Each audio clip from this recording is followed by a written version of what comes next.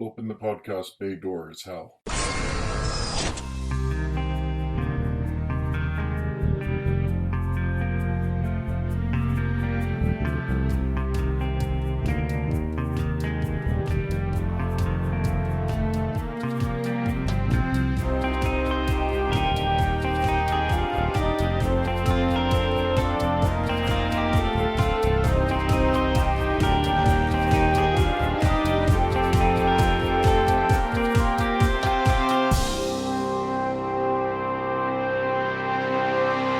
Hello everyone, and welcome to episode 54 of Welcome to Geektown. I'm your host, Kurt Onstead. I've been a proud geek all my life, being into role-playing games, board games, sci-fi, fantasy, and especially superheroes and comics. And I want to help others join me in those pursuits. But I've found that sometimes people can get overwhelmed or feel left out because they don't already have what some consider the requisite knowledge to be considered a fan. And that's where Welcome to Geektown comes in. Here you can ask your questions without feeling like a gatekeeper is calling you out for not yet being fully versed in every aspect of your new interest. This month, we're going to do something special. I had the opportunity to talk over Skype to writer, editor, professor Evan Skolnick, who has had a career in both comics and video games over the years. We talked for quite some time, so to keep the podcast close to its usual length, I'm going to be releasing this interview in parts, each episode focusing on a different portion of his working life. But instead of making you wait 2 weeks for the next episode, it'll only be 1 week between interview sections. I hope you enjoy listening to this interview as much as I did conducting it. So, without further ado, let's get started with Evan's early career, including his editorial stint at Marvel Comics.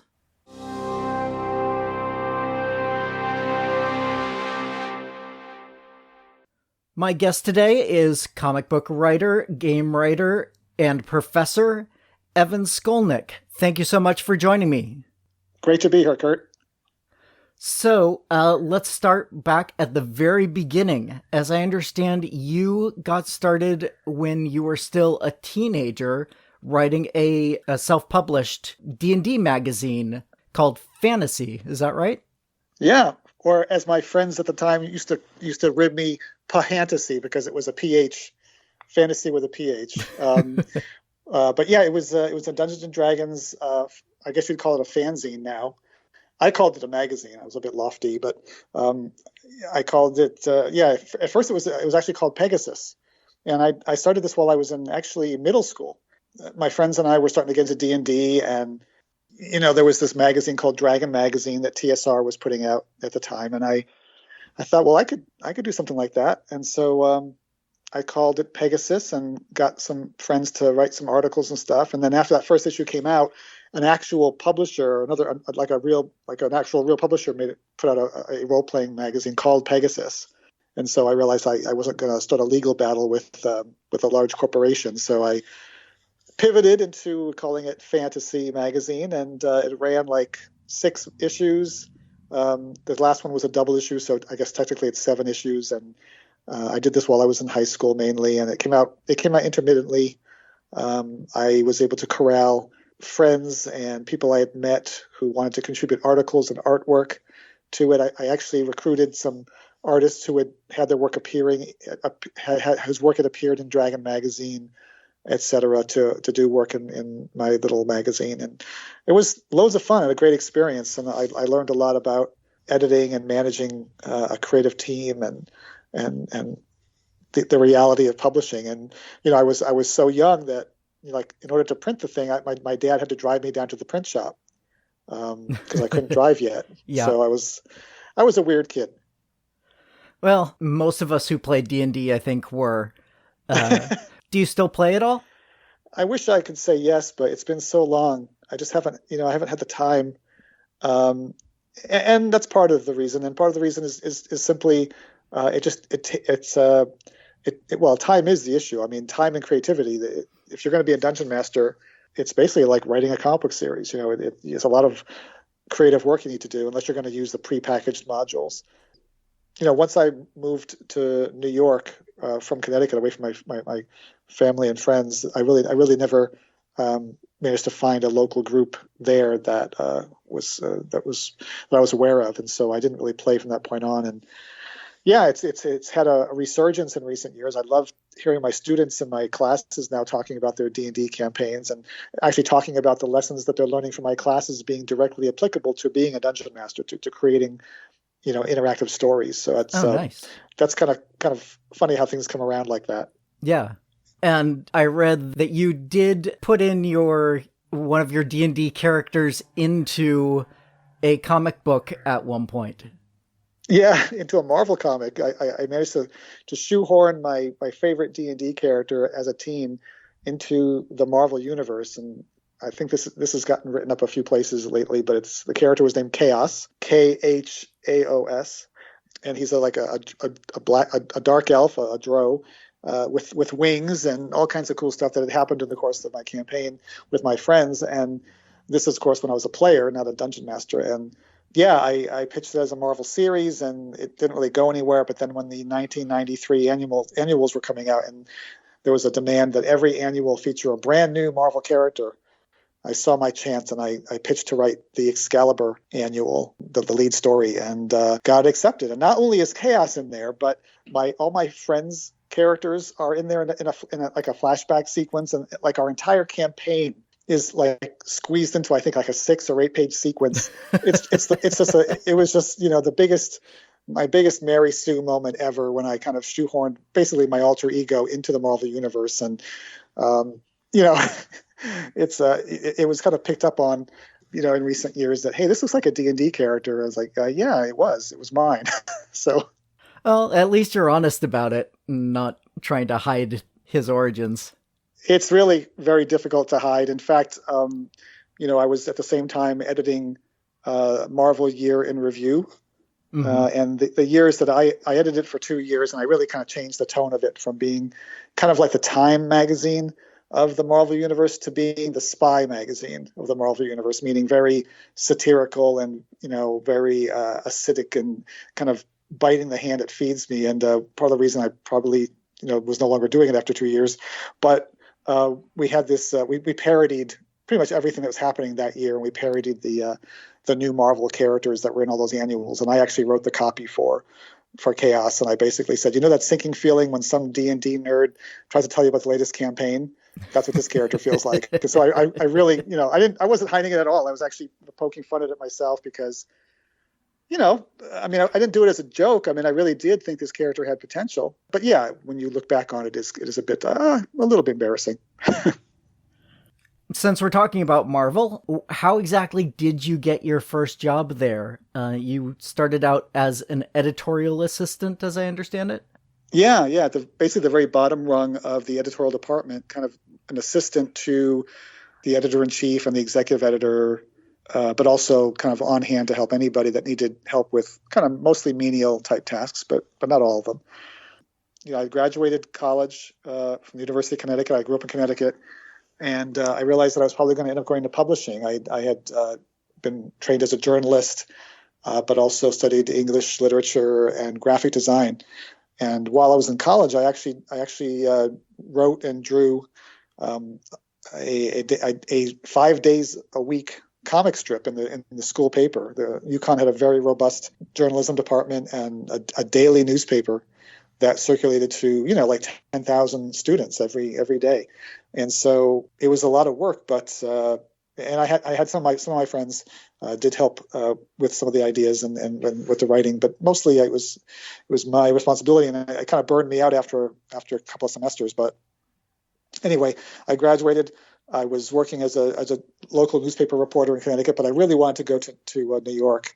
I was interviewing mostly at magazines, but like comic books, Marvel was like, the pipe dream. And so I wanted to, it was like a dream. I didn't think I would get it, but it was a dream job. So I kept kind of calling them and saying, hey, I'm going to be in New York on some other interviews. Do you have any openings? And they would say no. And I'd say, well, can I just come in for like an informational interview? That was a thing back then, informational interview, where someone would bring you in and just kind of show you around and introduce you. And so Kelly Corvise, who was the editorial assistant at that time, I believe, was nice enough to say, yeah, you can come up. I'll show you around, meet a few people. And so I did that, which was great, and shook a few hands, etc. Then I was, back to Connecticut, working my dead-end newspaper job, wishing I was doing something more interesting. And I would call them again. I get more interviews in New York at other magazines, and I would say, hey, can I come back and look, anything open? Like, nope. I said, well, can I come by anyway? And they're like, yeah, okay. And so this happened like 3 times where I was continually just kind of, they let me in the door. So I was making myself known, I guess, and left my resume with HR. And I remember the 3rd time, I think it was, the woman in HR called me in to sit down with her. And she said, have you applied to DC and DC Comics? And I said, no, I'm really not interested in that. I'm really a Marvel guy. And I remember she was like, okay. And an opening came up a few months later, and they thought of me, partly based on my being a pest, and partly, I think, based on my background. And I managed to get an interview, and I managed to get the job. So that's where I started. That's how I got started there. So I moved to New York City, and I was off on my adventure. Nice. Now, it didn't take long for you to be promoted up to assistant editor. It's funny that editorial assistant and assistant editor sound kind of similar, but I'm pretty sure they're very different roles. Can you kind of elaborate on the difference there? Sure. Yeah, there was only one, at that time, there was only one editorial assistant. Like I said, it was mainly to provide support for the editor-in-chief, the executive editors, and any other tasks that their administrative assistants might want to pass off. So whereas being an assistant editor meant working in an editorial office. An editorial office consisted of an editor and an assistant editor, a 2-person team with a certain number of books in their stable that they were assigned to put out every month, to hire freelancers, to fire freelancers, to edit the work, to help shape it, etc. So working as an assistant editor meant working on actual monthly series and special projects, as opposed to, providing more general support for the department. Mm-hmm. So with working in editing, were you always hoping to kind of turn this into a writing gig, or did that just kind of happen to come along? Because I know back then there was definitely a lot of crossover between editorial and writing. Yeah, it was always in my mind from the very first day I got there that one of the paths to becoming a writer at Marvel was to be at Marvel and be known and to get your break there, and then to get so much work that you could eventually potentially leave and go freelance. And that was definitely a path that I had in mind. It wasn't like I wanted to get out of there as fast as I could, because I didn't. I was really enjoying it. And I feel like, looking back on it, I think I'm at least as strong an editor as a writer, maybe a stronger editor than a writer even. I think I maybe work better when I have something to work with as opposed to a complete blank page. But yeah, that was definitely in my mind coming in the door, that I wanted to start writing for Marvel Comics, definitely. In addition to your other work, I noticed your credits list you as a colorist a number of times. Yeah, this was something that most people could learn. This was back in the days before fancy digital Photoshop coloring. This was back in the day when we would take mostly watercolors called Dr. Martens, and we would take Xeroxes of the full-size art boards and shrink them down to regular 8.5 by 11 sheets of paper on a copying machine, and you would color that copy with watercolors, and then you had to then go in and mark every single color that you used with a proper code, with a separation code, which told the separators what percentage of the 4 printing colors that color actually is, because there's only 4 actual printing colors, mm-hmm. right? If you look closely at a comic book or any printed material, you see those little dots, and that's just, you're seeing tiny mixtures of the 4 printed colors, CMYK, cyan, magenta, yellow, and K stands for black for some reason. So yeah, people did that for a little extra money, because believe me, we were not paid very well at that time, and living in New York City. But also, my background was in writing and art, and finding someplace like Marvel where both of those things were important to know was fantastic. And so I was able to, bring my knowledge of color theory and art and graphic design into my coloring work. So it wasn't just something that I did. It was something that I was able to, I feel like, do at a fairly competent level, given that we couldn't really do a lot of gradations or shadows or things like that. You couldn't do a lot of fancy stuff back then because the people who were interpreting, because what would happen is you would basically paint this watercolor and then we'd ship it off with the actual pages to the separators, and someone would sit on a big computer and interpret it. And they were not using Photoshop. They were using I don't know what they were using, but in the old days, they were using actual sheets of plastic like Rubylith. And they would cut with an X-Acto knife around the shape. So you can imagine they weren't too thrilled with the idea of doing very precise gradations or shadows and everything. So you had to do very basic coloring back then. But eventually, as we know, first with Image, the switch over to home computers running Photoshop made for a huge leap forward in quality. But at the time I first started coloring, that stuff wasn't really possible. Right. Now, talking beforehand, you mentioned that you kind of helped drag Marvel into that new era. Can you tell me a little bit about how that happened? Yeah, sometimes I was so concerned with the quality of my product that I kind of rubbed the system the wrong way. And this is probably one of those times where I was more concerned about the product than my own standing at the company. And so this was what was happening was Image books were coming out, and around this time, this was the first 2 years of the 90s, maybe 93, 94, something like that. They were using nice hot glossy paper, and they were using Photoshop coloring, and it looked amazing. And we were like, all the editors at Marvel were like, why can't we do that? And we were basically being told, oh, that's, those books are always late because of that process, and we can't do that and meet our schedules. And there was all kinds of excuses why we couldn't do that. And it was very frustrating for I think a lot of us, certainly for me. I can only speak for myself, but I got the impression that it was frustrating watching the Image books coming out and having a color that was just so far beyond what we were seeing in Marvel books. And Marvel, we think of Marvel as the number one comic book company. There should be nobody out there producing stuff that's as successful or as great to read and look at as ours. So we felt a bit handcuffed. So during the middle of all this, someone approached me. His name was Eric Hector, and he had a company called Heroic Age, and they did Photoshop color separations. And he had a proposal. He said, I think I can do this for you that would match your budget and would look something like what you're seeing in Image books. And so I realized that if I ran it up the chain through normal channels, I would get the same answer.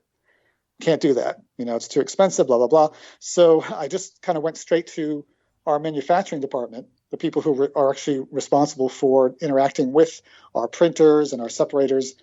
And I said, look, can I use this separator if I want? Here are the files he's going to hand off. Here's how he's going to do it. And they looked at it and they said, yeah, we can do that. So I think it was Doctor Strange number 60, on which I was the editor. They did the color and separations. And it looked, pretty damn good. It had that Photoshop look to it, It was printed on regular newsprint, so it wasn't as vibrant as a shiny Image book at that time, but it looked head and shoulders above what everything else that was coming out from Marvel at that time in terms of coloring. And I remember when the make readies came out. Make readies are the when the printer starts printing the comic books before they bind them and do all the fancy stuff to get them ready to print. They ship off just like sheets of the actual sheets to Marvel right away, so we can take a quick look and make sure there's no major problems. And so we would get these things called make readies, which were basically the comic book that you had sent out to the printers maybe 3 or 4 weeks earlier. And basically, by the time you got a make ready, it was almost impossible to stop them from reaching the store. So I used to joke that, the reason they're called make readies is because it's make ready your excuse is because it's shipping in case there was a problem. But anyway, every editorial office got a copy of the make readies. And as soon as Doctor Strange 60 make readies started coming around, I had like 2 or 3 editors come down. How did you do this? Came down to my office and said, how did you do this? How did you get this to look like this? So that kind of was the first time that a regular Marvel comic book had that kind of coloring. And I kind of had proven that it was within our ability to do that. And that kind of opened the door, which eventually, led to that process eventually seeping into the woodwork at Marvel. Right. Eventually, Marvel ended up buying Malibu, which a lot of the motivation for that was their computer coloring system. Yeah. So it was one of those cases where I did this thing that I think helped the company, but I don't know that it helped my standing politically there, because I'd kind of done a bit of an end run. Yeah. But sometimes that's what you need to do to move things forward, especially if there's leadership in place that's kind of what you'd call more old school and resistant to maybe new stuff.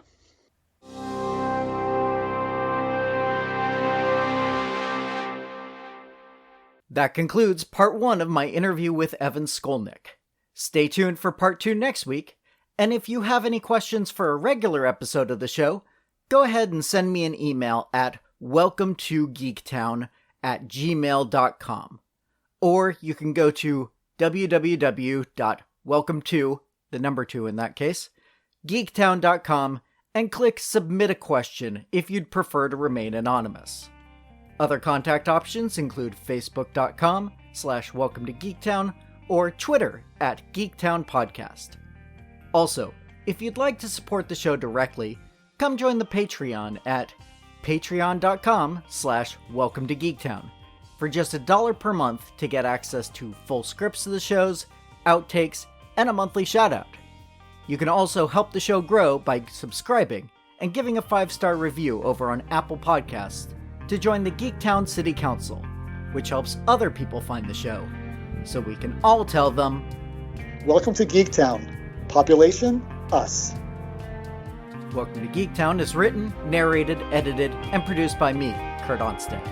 Theme music is by Aaron Levitz, logo art by Archie Santana. All other sound clips are the copyrighted material of their respective owners, and no infringement is intended, falling under fair use.